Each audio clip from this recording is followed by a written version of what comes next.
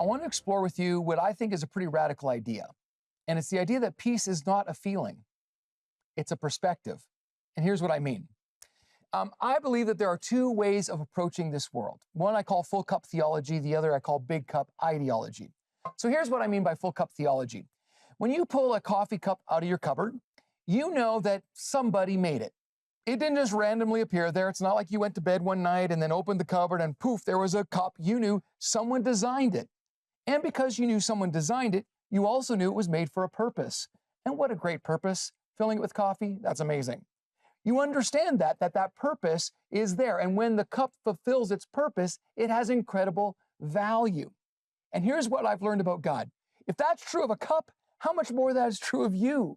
You were designed and you were created with a purpose, and that purpose was to be full of God, His love, His peace, and His power. But many of in our culture feel empty, right? Or they're filled with toxins. And so our world has come along and said, actually, what you need is a bigger cup. You know, bigger house, more happiness, less problems. You need a bigger cup. The problem with that thinking is that if this cup is empty, a bigger cup is just more empty. If this cup is full of toxins, a bigger cup is just full of more toxins. So you need to radically change the way you look at your life. Because here's the deal.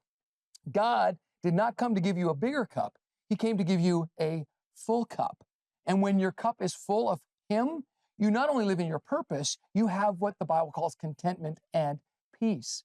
So Philippians 4:6 says, do not be anxious about anything, but in every situation by prayer and petition with thanksgiving, present your requests to God. Why? Because that's how you fill your cup.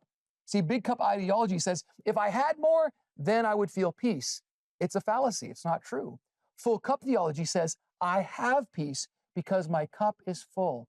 And if it is ever empty, I can go back to the source of life and ask Him to fill me again. That's why Philippians 4:8 says, finally, brothers and sisters, whatever is true, whatever is noble, whatever is right, whatever is pure, whatever is lovely, whatever is admirable, if anything is excellent or praiseworthy, fill your cup with that. Think about such things. See, what I've learned about life is a small cup held upright receives a lot more than a large cup turned upside down. It's not about capacity, it's about posture.